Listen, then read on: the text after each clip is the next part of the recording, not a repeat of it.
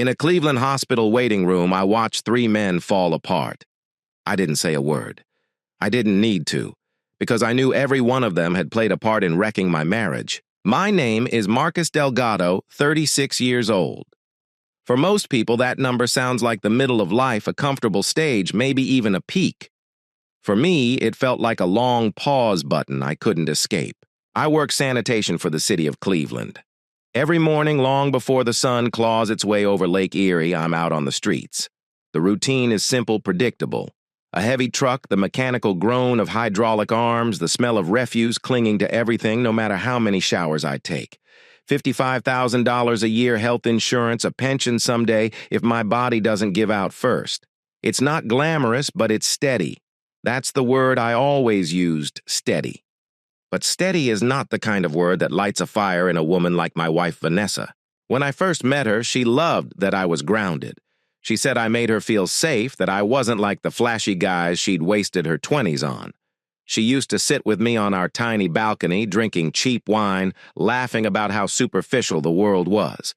But years passed, social media grew sharper teeth, and Vanessa changed. Or maybe she just shed the skin she wore in the beginning. Now every night I walked into our condo and felt the cold. Not physical cold, the heat worked fine, the place was cozy enough, but a silence that felt like frost crawling up my bones. Vanessa would be curled on the couch, face lit by the glow of her phone, scrolling, always scrolling. Her fingers moved constantly like she was rewiring herself through a screen. Hey, I'd say setting down my work boots by the door, still carrying the smell of diesel and garbage. A grunt, barely acknowledgement. How was your day? Fine. She wouldn't look up. Her eyes were on Haley's page again. Haley, the influencer she'd chosen as her personal rival.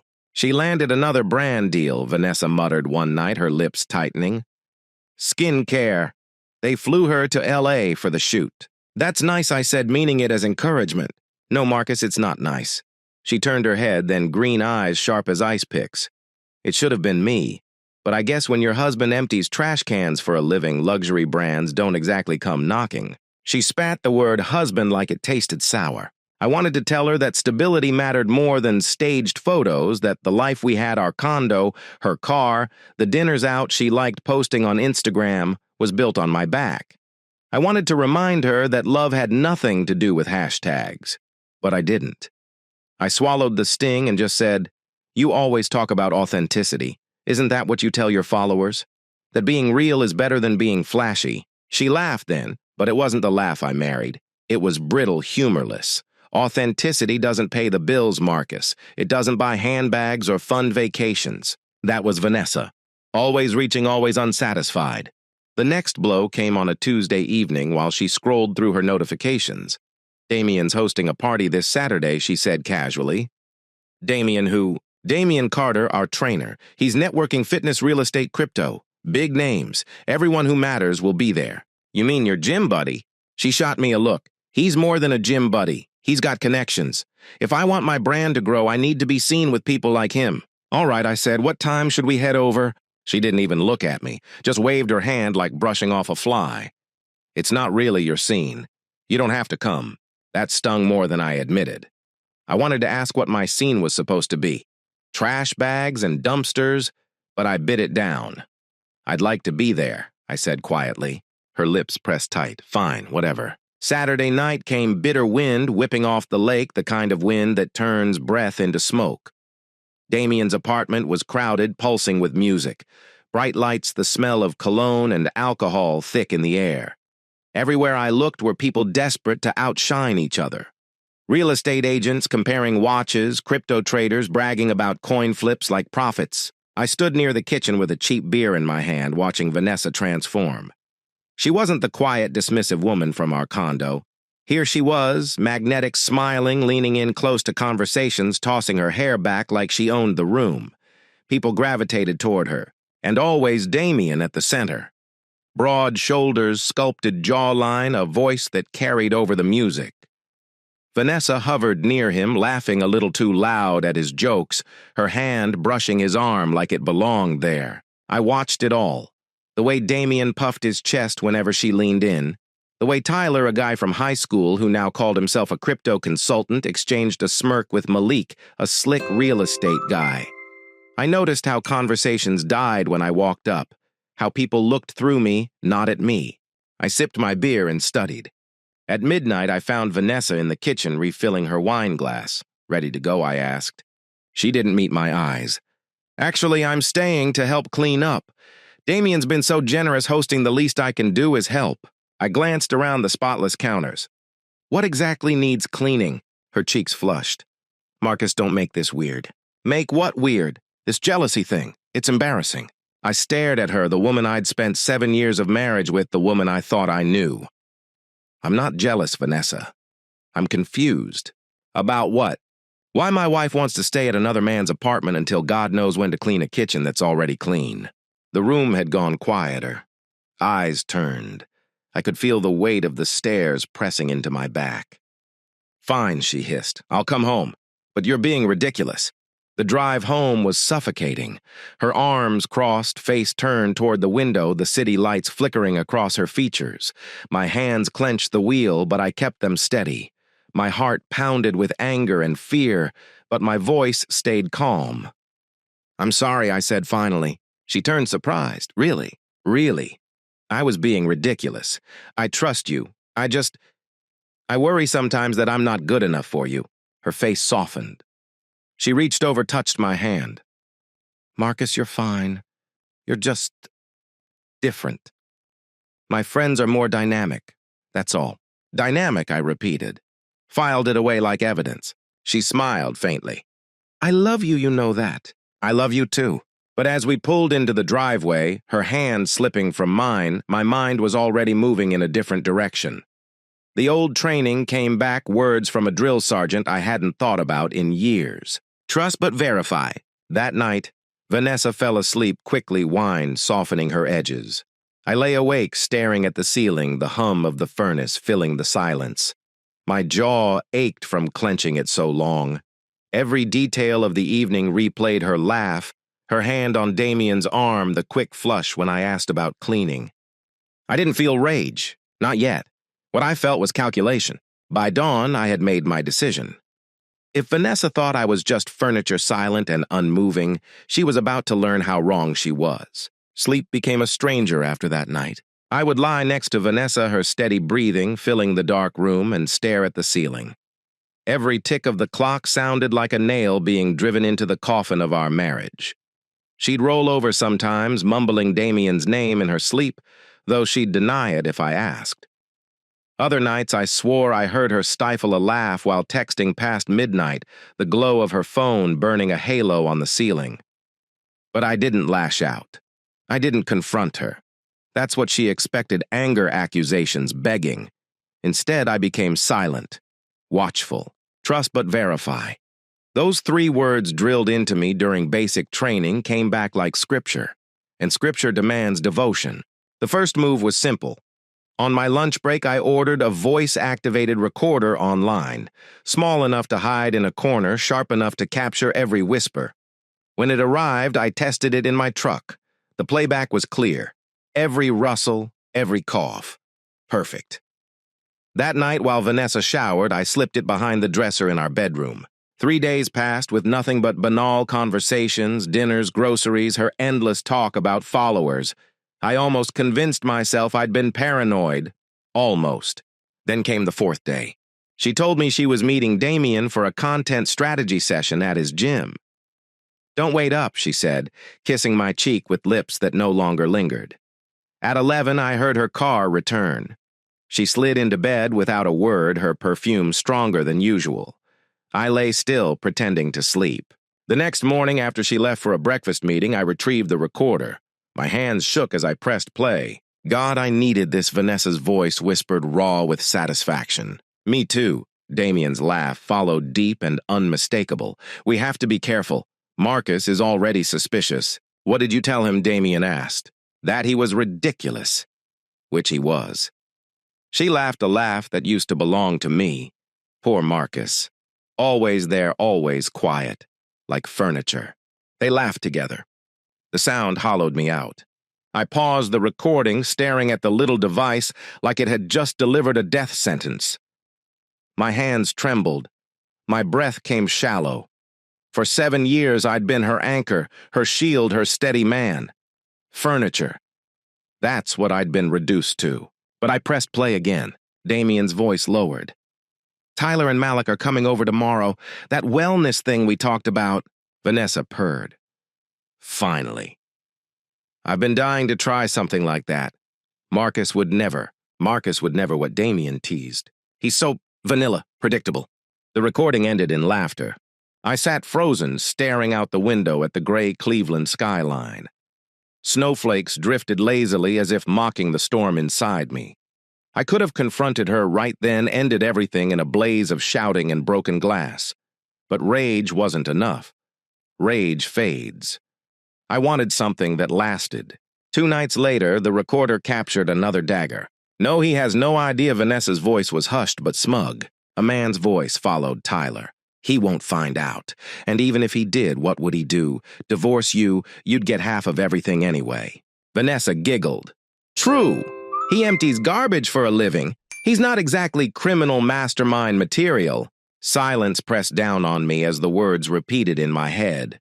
Criminal mastermind, furniture, vanilla, too quiet. They thought I was harmless, invisible. And maybe that was my greatest weapon. I began to plan. The first step was surveillance. Not just one recorder, but several.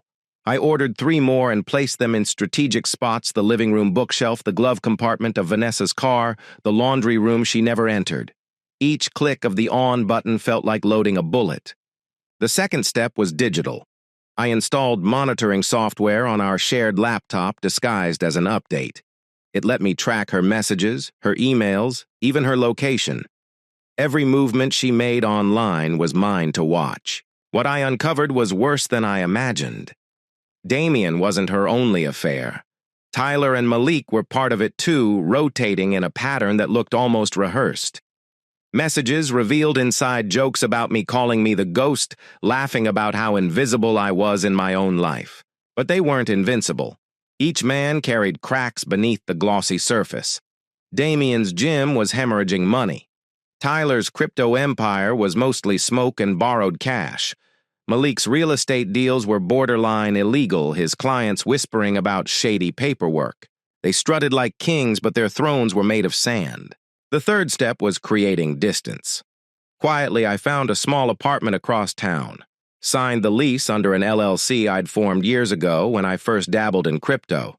It was nothing flashy, just a safe place. Slowly, I moved my most important possessions documents, my father's watch, the small wooden box holding my savings. Because here's what Vanessa didn't know: while she mocked me for hauling trash, I'd been investing in Bitcoin since 2016, back when it was less than $1,000 a coin. What started as a hobby became a fortune. $4 million spread across digital wallets she had no access to. Money that existed outside her, reach outside the marriage. I was no garbage man with empty hands. I was a soldier with a war chest. But even war chests need allies. At the coffee shop near my route, I often saw Tamara Lee. She was a former medical technician who'd lost her license after a DUI. Now she served lattes with shaking hands, clearly struggling. Months earlier, I'd anonymously paid her court fines when I overheard her crying to a friend. She never knew it was me. One afternoon, I approached her during a lull. "Tamara," I said softly, "I need a consultation. Nothing illegal, just some health screenings interpreted in a certain way." She raised an eyebrow. "This about your wife." I didn't deny it. "Are you interested?" She hesitated. "How much are we talking?" $50,000. Her eyes widened. "Are you serious?" "Dead serious." "What exactly are you planning?" I gave a thin smile, giving people exactly what they deserve. Vanessa unwittingly gave me the perfect opportunity. Over breakfast one morning, she announced, "I want to do something different with my content. Something that shows I care about more than just beauty and fitness." I sipped my coffee. "Like what?" "Men's health. Damien thinks it could be huge. We'll do free screenings, maybe even a whole campaign." Of course, Damien thought that. "That sounds expensive," I said mildly. She shrugged. "I have some savings." She didn't. "And maybe we'll find sponsors." I let the pause stretch, then leaned forward. You know what, I'll help fund it. Her eyes lit up. Really? How much do you need? 10,000 to start. Take 25. For the first time in months, she smiled at me. Marcus, that's amazing. Thank you. I kissed her cheek, hiding the bitterness rising in my throat. She thought I was naive. She thought I was bankrolling her dream. She had no idea she'd just handed me the knife I needed to cut her world apart. The days that followed blurred together in silence. Outwardly, I was the same Marcus. I went to work, took out the trash, ate dinner with Vanessa while she scrolled through her phone. Inwardly, I was building a dossier. Surveillance recordings, finances, allies. Each night, I'd sit in my secret apartment and review the tapes. Vanessa whispering Damien's name, Tyler laughing about my invisible life, Malik bragging about deals that would never withstand scrutiny. Piece by piece, I gathered their sins like a collector arranging knives in a display case. They thought they were playing me. They thought I was furniture, too quiet, too predictable. But furniture doesn't move until it's shoved. And I was done being shoved. The thing about betrayal is that it doesn't end with the act itself. It multiplies, spreads, becomes a virus that eats away at trust, memory, even identity. By the time I discovered the full scope of Vanessa's affairs, I was hollowed out but also sharpened. Betrayal turned me from husband into strategist. And the first battlefield was Damien Carter's gym. The Men's Health Initiative launched on a gray Saturday in February, the kind of Cleveland day where the sky felt like a lid pressed down on the city. Vanessa was radiant on camera filming stories for her followers. She wore white sneakers, black leggings, a branded hoodie, hair tied in a high ponytail that swung like a metronome of false enthusiasm. We're doing something different today, she chirped. Real men's wellness, real screenings, because health matters. Her followers flooded the comments with clapping emojis and heart eyes. She basked in it. And standing beside her, Damien flexed like the poster boy of authenticity, his gym the backdrop of their little charade. They had no idea what was coming. Tamara arrived on time wearing scrubs I'd bought her, her hair pulled into a professional bun. She carried herself with quiet authority, just enough to pass for medical staff. With her came a legitimate mobile lab team paid through one of my shell accounts who conducted the actual screenings. Blood work panels, the real deal.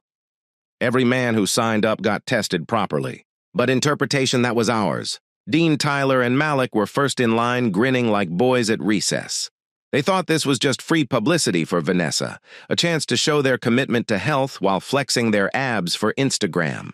How long before we get results? Damien asked, smirking at Tamara. A week, she said smoothly. We'll schedule private consultations. Cool, nothing to worry about, right? Malik chuckled. Tamara's face didn't move. That's what we're here to determine. I watched from the corner, mop in hand uniform, dusty, invisible, just furniture. And yet I was the only one in that gym who knew the storm about to break. A week later, the consultations began. Tamara played her role flawlessly. Mr. Carter, she said gravely, flipping through papers as Damien sat across from her, arms folded tight. Your STD panel shows markers for a resistant strain of HPV. It's not immediately dangerous, but it requires treatment and contact tracing. Damien's bravado cracked. Contact tracing. You mean every partner in the last 6 months must be tested, immediately. His face drained of color. But I feel fine. This strain is asymptomatic for months. That's what makes it dangerous. I sat in the waiting area pretending to polish a bench while his panic seeped through the walls. 2 days later, Tyler sat across from Tamara. She handed him results with the same solemn tone. Your blood work shows elevated markers consistent with early-stage chlamydia. Treatable, but you'll need antibiotics, and your partners must be informed. Tyler's trademark smirk melted. He muttered excuses, asked if results could be wrong. Tamara just slid a prescription across the table. And then Malik. His consultation ended with a warning about a bacterial infection requiring immediate care. He left pale, muttering about needing to call a few people. 3 men. 3 lies wrapped around grains of truth. They believed every word. The panic spread faster than I imagined. That night, Damien sent a frantic text to Vanessa. Emergency. Need to talk. Come over now. She replied instantly. What's wrong? Not on text. Just come. By midnight, all three men gathered in Damien's apartment like generals in a war council. The recorder I'd hidden weeks earlier captured everything. Tyler's voice cracked. "This can't be real. We were careful." "Careful," Malik laughed bitterly. "We've been sharing the same woman for months." "Keep your voice down," Damien hissed. The recording was delicious. Three so-called alphas reduced to scared boys, terrified their reputations would implode. And that was only phase 1. Phase 2 was public pressure. From an anonymous account, I sent carefully worded tips to local health bloggers, rumors of an STD outbreak among Cleveland fitness influencers. Sources say screenings flagged multiple cases. I provided just enough detail to sound credible. Within days, whispers became articles. Titles like "Health Risks in Influencer Culture" spread across blogs. Damien's gym attendance dipped. Members asked for refunds. Parents whispered about unsafe environments. Tyler's crypto column was bombarded with comments. "If you're this careless with your health, how careful are you with our money?" Malik's real estate clients started calling, wanting reassurance he wasn't dragging personal drama into their investments. I didn't need to fabricate scandals. All I had to do was plant the seed and let paranoia water it. Vanessa, of course, was oblivious. She strutted around, filming herself, crowing about her groundbreaking campaign. But I saw the cracks. Her partnership started to hesitate. A skincare brand postponed their collab. A clothing sponsor ghosted her emails. She thought it was Ashley, her influencer rival, pulling strings. She never looked at the man in the corner quietly folding laundry, smiling to himself. Phase 3 was personal. From another anonymous account, I contacted Ashley directly. "I have recordings about Vanessa you'll want to hear." Ashley replied within hours, "Prove it." So I sent her clips, not of infidelity, not yet, but of Vanessa mocking her followers, laughing about how authenticity was a scam, bragging about manipulating her audience. Ashley turned it into a video essay about fake influencer culture. It went viral in 48 hours. Vanessa's followers dropped by the thousands. Brands cut ties. Comment sections turned savage. I watched from my secret apartment, multiple screens glowing. On one feed, Vanessa sobbed into the phone, begging her agent to fix things. On another, Damien paced his gym like a man awaiting execution. Tyler slammed his laptop shut after reading endless mocking comments. Malik shredded papers in his office, his phone buzzing non-stop with angry clients. Their empire of appearances was crumbling, and I hadn't even revealed the real betrayal yet. The final phase of the trap required one more stage. Another screening event. Public. Promoted through Vanessa's accounts as a transparency initiative. I set it for Damien's gym again. He couldn't say no, he needed redemption. Tyler and Malik showed up too desperate to prove they were fine. The gym was packed with influencers, reporters, and spectators eager for gossip. "Welcome, everyone," Damien began nervously. His usual confidence was gone. "I know there have been concerns about recent screenings, but let me be clear, there was no outbreak. Just some elevated markers." "Are the rumors true?" a reporter cut in. "About multiple infections." "That's confidential medical information," Damien snapped. "But you're asking people to trust you with their health. Don't they deserve to know?" The questions grew sharper. Tyler tried to calm the crowd, muttering about media sensationalism, but sweat beaded his forehead. Malik stammered something about community health, his voice trembling. And that's when I pulled the trigger. Hidden speakers crackled, filling the gym with familiar voices. Vanessa's laugh. Poor Marcus. Always there, always quiet. Like furniture. Damien's chuckle. He's not exactly criminal mastermind material. Tyler's smirk, even if he found out she'd get half anyway. The gym went silent. Every phone was lifted, recording. Faces turned pale. Vanessa froze near the entrance, eyes wide, her lipstick a slash of red against her skin. I stepped from behind the equipment, no longer invisible, no longer furniture. Just Marcus Delgado, janitor's uniform, stained with sweat, holding every eye in the room. "I believe in transparency," I said calmly. "Isn't that what you all wanted?" When the recordings finished playing, the gym was a tomb. Hundreds of eyes were locked on Damien, Tyler, Malik, and Vanessa. Phones were raised like weapons, capturing every detail for the digital guillotine of social media. "Who did this?" Damien shouted, his face blotchy red. "I did," I answered evenly. "You bugged us." "That's illegal." His voice cracked, desperation breaking through. "Illegal." I tilted my head. Those recordings were made in my home with my equipment in my presence. I didn't bug anyone. I just pressed record while my wife and her friends had conversations. Gasps rippled through the room. Vanessa's face blanched. "You, Marcus, stop this, please," she stammered. "Stop what I asked calmly, telling the truth. Isn't that what your campaign was all about?" Vanessa transparency. Phones caught her collapse in real-time lipstick, smeared as her jaw trembled, hands clutching at nothing. Then Damien lunged. Military training is a strange thing. Even years later, muscle memory lives inside you. As he charged, I sidestepped, let his weight carry him forward. He slammed into a weight rack with a crash so loud it echoed like thunder. The crowd gasped, then erupted in jeers and laughter. "Stay down," I told him softly. "You're embarrassing yourself." Malik made for the door, but the crowd blocked him, shouting questions, recording his panic. Tyler tried to speak to Spin, but his words drowned under the replay of his own voice. Even if Marcus finds out, she gets half anyway. It was over. The aftermath spread like wildfire. Clips of Damien's collision flooded TikTok. Memes compared him to a charging bull who lost the fight to a weight rack. His gym emptied within a week. Lawsuits followed from angry members, and sponsors cut ties overnight. Tyler's crypto empire imploded. Clients fled, demanding refunds. Investigators dug into his records and found nothing but shaky investments and borrowed promises. His newsletter was canceled, his reputation shredded. Malik was hit hardest. Local reporters, tipped by my anonymous emails, dug into his real estate practices. What they found was fraud, shady contracts, inflated appraisals, false documents. Within a month, his license was suspended, and his face was on the evening news as agents led him away in handcuffs. 3 men who thought they were untouchable, reduced to punchlines, frauds, and criminals. But the main event wasn't them. It was Vanessa. Divorce is a battlefield of paper, not bullets. She came to court with fire in her eyes, expecting to strip me of everything. She told her lawyer I was just a garbage man, that I couldn't possibly afford someone like Eva Darnell, the most expensive divorce attorney in the city. But when Eva sat down beside me, calm and sharp in her tailored suit, Vanessa's confidence faltered.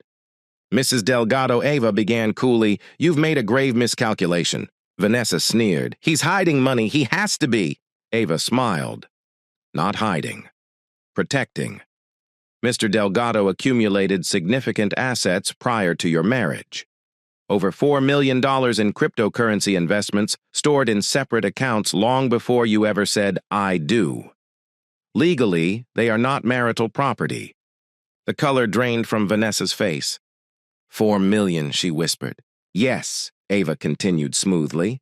"And throughout your marriage, Marcus generously supported your lifestyle.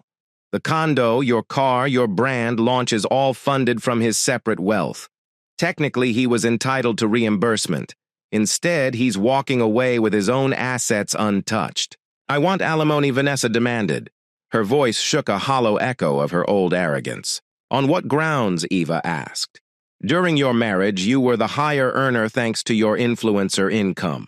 By law, Marcus could have sought alimony from you.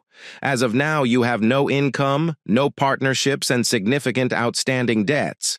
You owe sponsors for undelivered content, and potential fraud suits are pending. Why should my client pay for your collapse?" The judge's gavel came down with brutal clarity. Settlement Marcus kept everything. Vanessa got nothing but her debts, her ruined reputation, and the ashes of her brand. Her sobs echoed through the courtroom as she realized the truth. She had gambled everything on betrayal and lost it all. 6 months later, I stood in the balcony of my new apartment. Sleek, modern, paid in full. No hidden recorders, no icy silence, just space that belonged entirely to me. The city stretched before me, Lake Erie glinting under the setting sun. For the first time in years, I felt weightless. My phone buzzed, a message from an unknown number. "Marcus, please, we need to talk. I'm sorry, I'm so sorry." Delete. Another buzz, this time from Ashley North. "Dinner tonight, I'm cooking." I smiled. Ashley knew everything. I had told her about the recordings, the betrayal, the plan. She didn't flinch. She respected it. She respected me. "I'll bring wine," I replied. As I dressed, I caught my reflection in the mirror. The man staring back wasn't the quiet, invisible husband who once swallowed humiliation in silence. His jaw was firm, his eyes steady. He wasn't furniture. He wasn't predictable.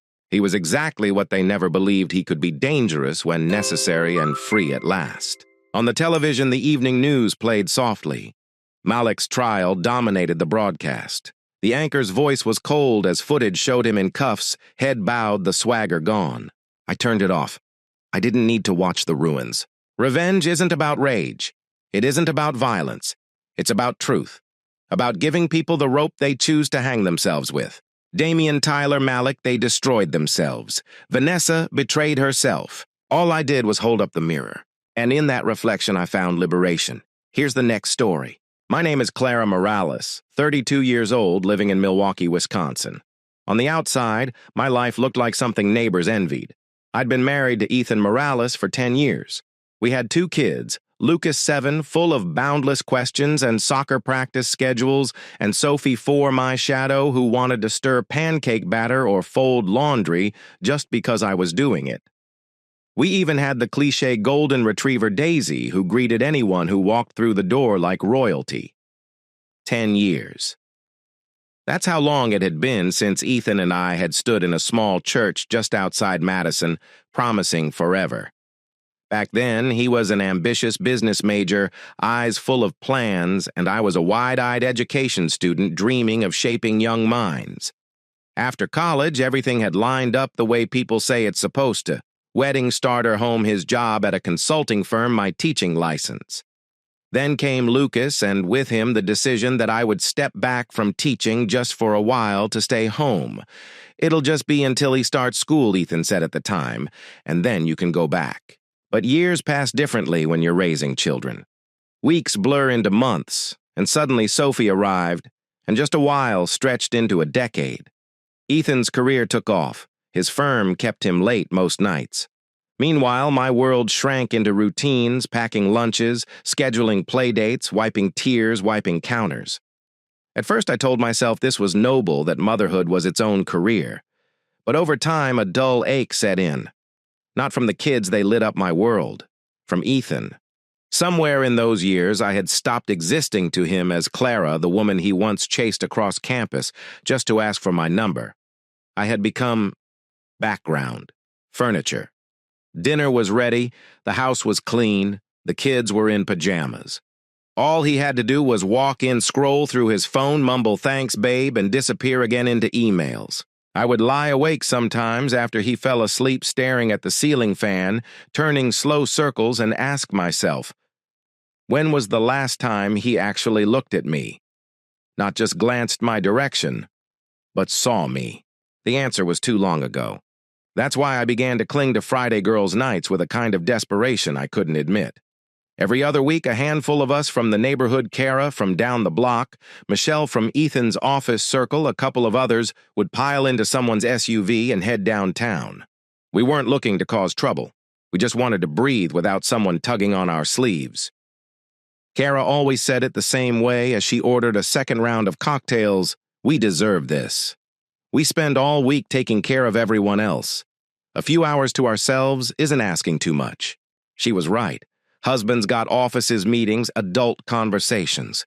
We got tantrums, Target runs, and conversations with toddlers. Friday nights were our thin slice of remembering who we'd been before motherhood swallowed us whole. Ethan never objected when I went out. He'd just mutter, "have fun," without even lifting his eyes from whatever report he was reading. No curiosity, no hint of jealousy, no anything. At first, I told myself it was nice not to have to fight for the freedom, but eventually it felt like proof of how little it mattered to him, where I went, who I saw, what I did. The night I met Jamal Rivers, the sky over Milwaukee was heavy with summer humidity. Kara had dragged us to a new spot on Water Street, a bar that felt younger than we were but promised strong drinks and decent music. That's where I saw him. He was sitting at the far end of the bar with 2 friends, broad-shouldered posture, relaxed, a kind of confidence that didn't feel practiced. When our eyes met, he smiled, not the distracted courtesy smile I got from Ethan when I asked if he'd seen my keys. A real smile, the kind that seemed to say, "I see you." Kara noticed immediately. "Clara," she whispered, nudging me, "you've got an admirer." "Don't be ridiculous," I muttered, cheeks warming. But when he walked over a few minutes later and introduced himself, my heart thudded like it hadn't in years. "Jamal," he said, offering his hand. "Clara." He asked if he could buy me a drink. The polite answer should have been no. I should have lifted my left hand, flashed the gold band that marked me as married, and ended it there. Instead, I heard myself say, "Sure." We talked for an hour that felt like 10 minutes. He was 26 young, yes, but suddenly not so different when I remembered I was only 32. He worked construction hands rough, but his voice smooth. He asked questions. He listened. He laughed at my jokes, not politely, but genuinely. When the night wound down, as Kara gathered her things, Jamal leaned close and said, "Your husband's an idiot if he lets you out looking like that without him." I should have bristled. I should have walked away. Instead, something fluttered in my chest, something long asleep. Before I left, he scribbled a number on a napkin. "Maybe next time you could take a little detour. You seem like someone who deserves better than routine." I slipped the napkin into my purse, told myself I'd throw it away in the car. Instead, I tucked it deeper like a secret. Back home, Ethan was already asleep. "No, how was your night?" "No, did you have fun?" Just the steady rhythm of his breathing, as if my life outside those walls didn't exist. I brushed my teeth, slipped into bed, and stared at the ceiling again. The napkin burned in my purse across the room. For 3 weeks, I didn't use it, but I didn't throw it away either. It started with a harmless text. "Hope you're having a good day." His reply came in seconds. And just like that, something began. At first, it was nothing anyone could call inappropriate, just small talk, little jokes, conversations that reminded me what it felt like to be seen. But soon the messages stretched longer, deeper. Jamal asked about my frustrations, my dreams, the life I used to imagine before diapers and carpools. "You're too smart to be stuck in the suburbs playing chauffeur," he wrote one afternoon while I sat in the preschool pickup line. "You should be doing something that uses your brain." I stared at that message for a long time. It was the first time in years someone had acknowledged that I might be more than Ethan's wife or Lucas and Sophie's mother. The first time we met outside of that bar was innocent. Coffee on a Thursday afternoon, both kids in school. A cafe across town where I wouldn't run into neighbors. We talked for 2 hours. He told me about growing up with a mother who worked 3 jobs. I told him about giving up my teaching career. When he reached across the table and touched my hand, I should have pulled away. Instead, I let the warmth of it linger. That touch told me something dangerous. I wasn't invisible to everyone. Looking back, that was the moment the balance tipped. Not the text, not the napkin, that touch. I began making excuses at girls' nights, slipping out early, claiming headaches so I could meet Jamal. At first, just conversations, then a kiss in the parking lot behind a sports bar, then hotel rooms. Each step was another stone sinking me deeper, but at the time it felt like rescue. And yet, even as I smiled at Jamal's texts, even as I reapplied lipstick in the bathroom mirror before sneaking out, a small voice nagged at me. What if Ethan finds out? I silenced it. Told myself what he didn't know couldn't hurt him. But that night on Water Street, when Jamal's smile reached across the room and touched something Ethan hadn't in years, that's when my marriage began to crack. And I was the one holding the hammer. The first rule of a secret is simple: pretend it doesn't exist. For weeks, that's how I lived. By day, I was still Clara Morales, mother of Lucas and Sophie, the woman who made pancakes shaped like dinosaurs and clapped loudest at soccer games. By night, or at least by certain nights, I became someone else. Someone who wore lipstick not for school pickups, but for Jamal's hungry eyes. Someone who slipped out of suburban kitchens into dim hotel bars where nobody knew my name. And the terrifying thing was how natural it felt. It began slowly, as all dangerous things do. A kiss in a parking lot became coffee dates that stretched into hours. Coffee became dinners. Dinners became hotel rooms. Jamal had this way of making me feel like every word I said mattered, as if I wasn't just a supporting character in someone else's life. "You're glowing," Kara said one night at our usual girls' night table, raising her martini glass. "Whatever you're doing, keep it up." I smiled and tucked my phone away before she could see Jamal's name flashing across the screen. Maybe it's yoga, I lied. The truth buzzed in my pocket sweeter than any cocktail. Can't wait to see you tomorrow. Managing two lives is easier than you think until it isn't. Ethan barely noticed when I bought new clothes, started paying more attention to my hair, painted my nails again after years of neglect. If he noticed, he never asked. He never looked long enough to see. Sometimes I wished he would.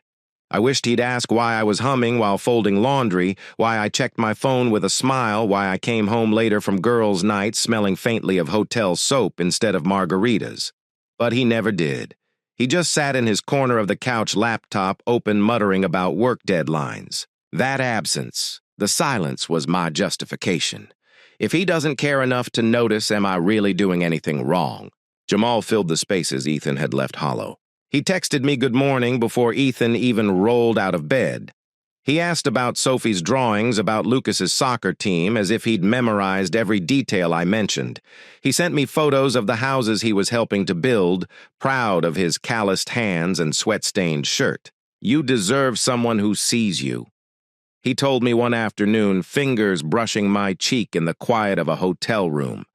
Not someone who just walks past you like you're part of the wallpaper. I wanted to believe him. I did believe him.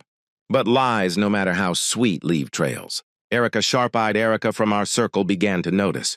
You disappear a lot lately, she said one Friday as I slipped my phone into my purse. Always headaches or babysitter emergencies. Everything okay? Of course, I replied too quickly. Kids keep me busy. You know how it is.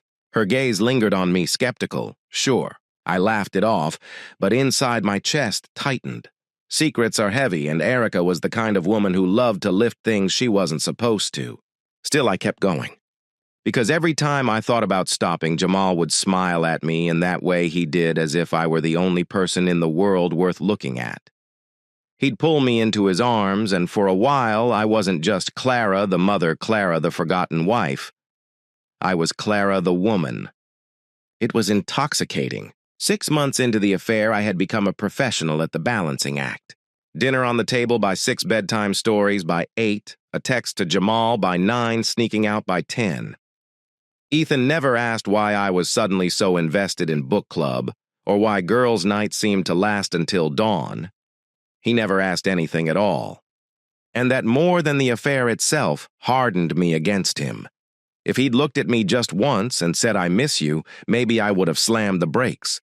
If he'd reached for me instead of his laptop, maybe none of this would have happened. But he didn't. So I kept driving down the road I knew would end in wreckage. The night it all began to unravel started like every other. Girls' night laughter, complaints about husbands and kids. I made my usual excuse around 10, claiming I had to check on the babysitter. My heart raced with the thrill of the lie, but my lips curved with practiced ease. I slipped out and drove across town to meet Jamal. We kissed in the parking lot, the kind of kiss that burns everything else away. I didn't see the pair of eyes watching from across the street. Erica's eyes. She'd followed me. I didn't know it that night, not when Jamal pulled me into his car, not when we checked into a downtown hotel, not when I fell asleep on his chest while the city hummed outside the window. But Erica had seen. She had seen enough to destroy me.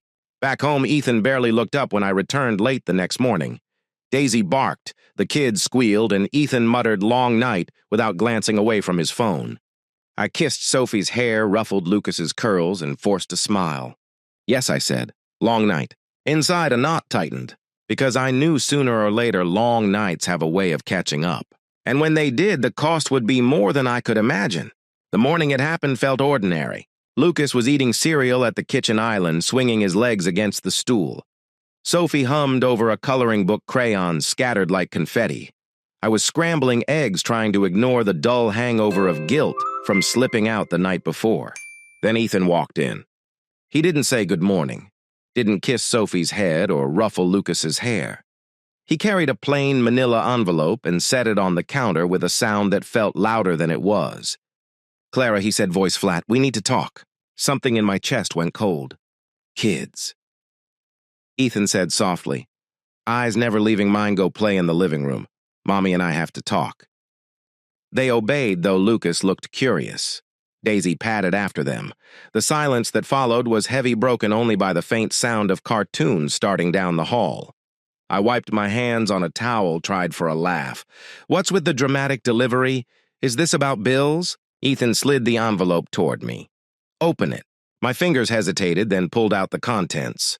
Photographs spilled onto the counter like evidence in a trial. Me, in Jamal's car. Me, kissing him in a parking lot. Me, walking into a downtown hotel with him.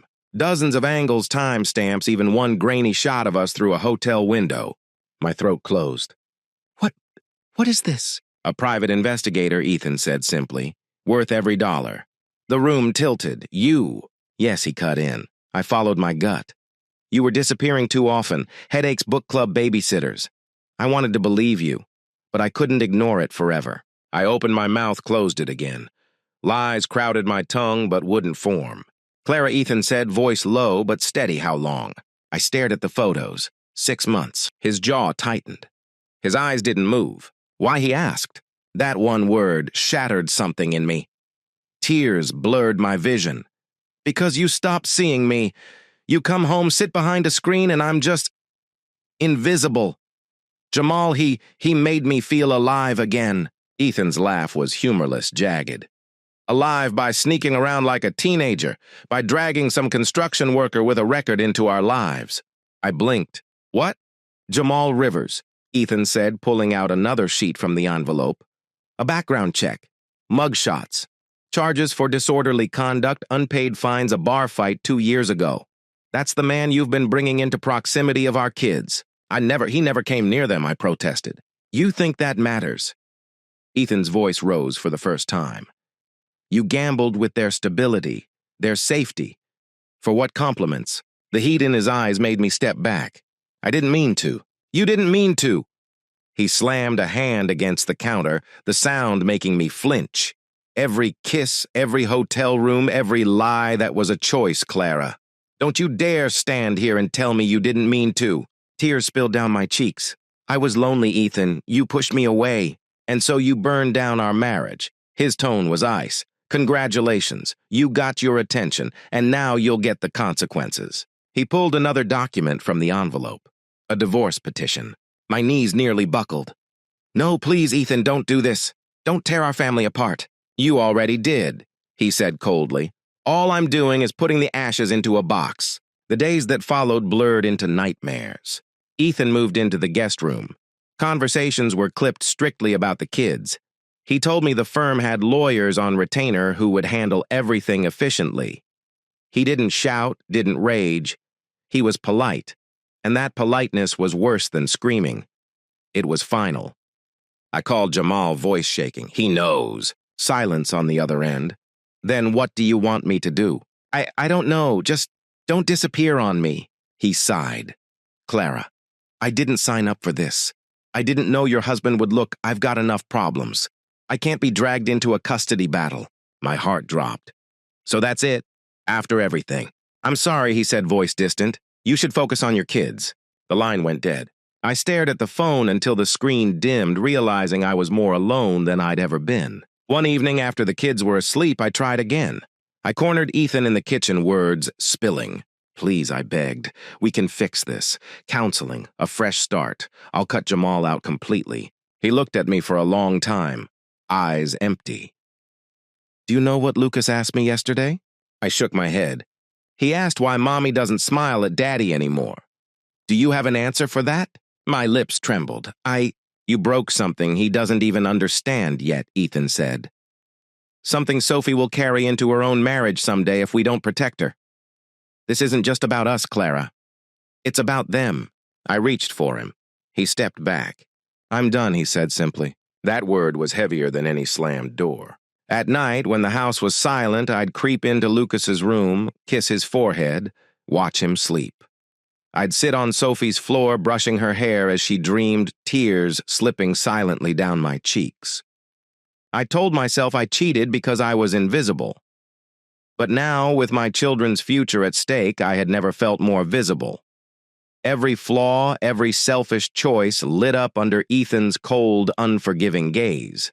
I wanted to scream that I wasn't just the sum of my mistakes, that I was more than one bad chapter, but Ethan didn't want my words anymore. He wanted the ending, and the ending was coming faster than I could stop it. The courthouse smelled like old paper and disinfectant. I sat on the wooden bench outside the family courtroom, fingers twisting in my lap, every nerve screaming that I didn't belong here. Mothers don't end up in these places, I told myself. Mothers don't fight for scraps of time with their children. But mothers who cheat, who gamble their marriages on hotel rooms and lies, apparently we do. Across the hall, Ethan stood with his lawyer, calm as always. Eva Hammond, sharp suit, sharp jawline, sharp everything, handed him documents as if they were weapons. I had scraped together what I could for representation, but my lawyer looked like a public defender dragged into a war zone with nothing but a pocket knife. The bailiff called our case. Inside, everything blurred: the judge's robe, the click of keyboards, the shuffle of papers. But Ethan's voice was clear, controlled, devastating. Your Honor, I have documented evidence of infidelity spanning months, photographs, time-stamped videos, witness statements from private investigators. This wasn't a mistake, it was a sustained pattern of deception. My lawyer objected weakly. The judge waved it aside. And Ethan continued his tone, sharpening: the individual Mrs. Morales chose to bring into her life, and by extension near our children, has a criminal record. Disorderly conduct, assault in a bar fight, financial instability. This is not a man who should be anywhere near Lucas and Sophie. Objection. My lawyer tried again.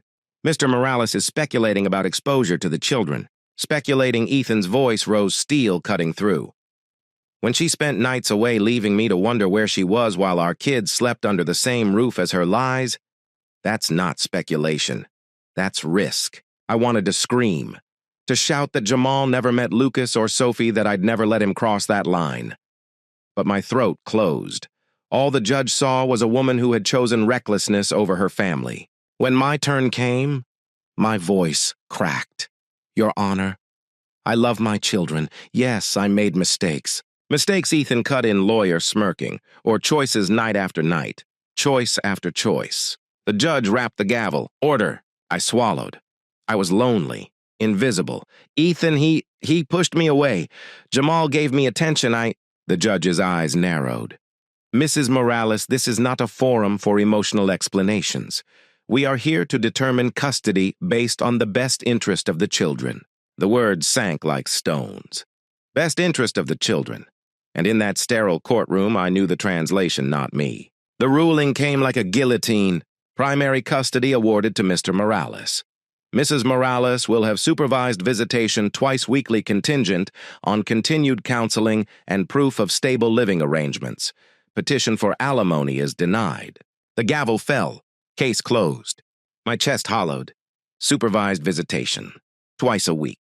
From full-time mother to a visitor in my children's lives. Ethan didn't gloat. He didn't even look at me. He simply gathered his papers, shook his lawyer's hand, and walked out, as if 10 years of marriage had been an errand neatly crossed off a list. The weeks after were a fog. I moved into a one-bedroom apartment off Brady Street, the kind of place where the paint peeled and the radiator hissed at night. Lucas and Sophie's laughter was replaced by echoes of silence. I set up a little desk by the window, told myself I'd start writing, start documenting my healing journey. It sounded noble, it felt pathetic. At first, my social media posts were vague, inspirational quotes about resilience, photos of sunrises, captions like, "Every ending is a new beginning." But the truth was uglier. I cried into my pillow every night. I stared at Sophie's stuffed bunny on the dresser until my chest physically hurt. I scrolled through old videos of Lucas scoring goals, pressing replay like it might change the court order. When visitation days came, I painted on a smile. I hugged them too tightly, asked too many questions in too little time. The supervisor sat in the corner with a clipboard, watching every word, every touch. I hated her. I hated Ethan. Mostly, I hated myself. One afternoon during a visit, Lucas looked up at me, confusion in his brown eyes. "Why don't you live with us anymore, Mommy?" My throat burned. "Because Daddy and I—" "Did you do something bad?" he asked, innocent, devastating. I forced a smile. "Sometimes grown-ups make mistakes, but I will always, always love you." He nodded slowly, then ran off to show me his latest drawing. But his question haunted me. Did you do something bad? The answer was yes, and no amount of healing posts could rewrite that. Meanwhile, Jamal vanished. No texts, no calls. His number eventually disconnected. The man who once made me feel alive had evaporated the moment consequences knocked on the door. In his absence, the affair looked less like passion and more like self-destruction. Months passed. Slowly, I began piecing myself together. I enrolled in counseling, took a part-time job at a bookstore, started journaling, then sharing excerpts online. To my surprise, people listened. Women wrote back, "I feel invisible too. I've made mistakes too." They didn't excuse me, but they understood. And in that fragile understanding, I found slivers of strength. I wasn't just Clara the cheater, Clara the failure. I was also Clara the survivor, Clara the woman who could rebuild. It didn't erase what I'd lost. Nothing could.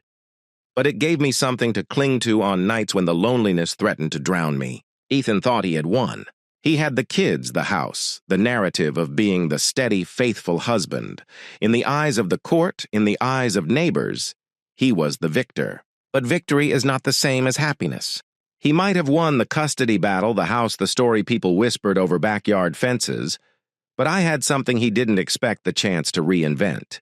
To carve a life not defined by him, not chained to a marriage where I had vanished long before Jamal ever smiled at me. It wasn't triumph, it wasn't revenge, it was survival. And survival sometimes is the only kind of victory left. On a gray Milwaukee morning, I sat at my desk by the window typing another post. Healing isn't linear. Some days you feel strong, some days you feel shattered, but both are proof you're still alive. I hit publish, leaned back, and looked at the empty apartment around me. For the first time in a long time, the silence didn't feel like punishment. It felt like possibility. Looking back now, it's almost hard to believe that the life I once had, 10 years of marriage, 2 beautiful children, a home that neighbors envied, could collapse so quickly. But the truth is, it didn't collapse in one moment.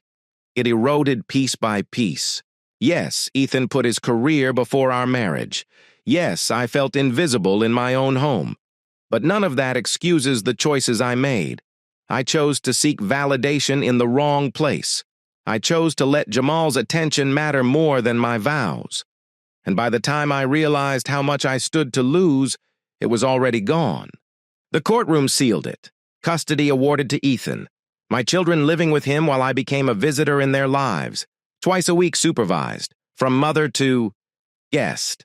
It's a wound that may never fully close. Jamal vanished. The man I thought had awakened something in me evaporated when responsibility appeared. That hurt too, but in a different way, because it forced me to admit that he was never really the answer. He was a symptom of my own emptiness. The silence of my apartment was unbearable at first. Every toy I didn't hear, every bedtime story I didn't tell, every hug that ended too quickly under the watchful eyes of a visitation supervisor, it broke me. I screamed into pillows. I cursed Ethan. I cursed myself. I even cursed God. But pain, when it sits long enough, starts to carve room for truth. I began to see the pattern I had given up on myself long before Ethan ever did. I had let my identity shrink to wife and mother until I was nothing but a shadow. And when Ethan failed to notice, I panicked. I reached for the first light I saw, not realizing it was fire. And yet here I am, still standing. I have a job now. Small, steady. I rent a 1-bedroom on the east side of Milwaukee. It's not much, but it's mine. I write. I share pieces of my story online. I hear from women who tell me they understand, who admit they felt invisible too. Some made the same mistakes I did. Some didn't. But all of them remind me I'm not the only one trying to claw my way back from ruin. Do I regret what I did every day? Do I wish I could take it back? Absolutely. But regret doesn't rewrite court orders. It doesn't glue a marriage back together. It doesn't return bedtime stories stolen by lies. What regret can do is teach. It has taught me that silence in a marriage is deadly, that love cannot survive on autopilot, that attention from the wrong person can cost you everything. Ethan thinks he won. He has the kids, the house, the narrative, and maybe in the eyes of the world he did. But I don't see myself as defeated anymore.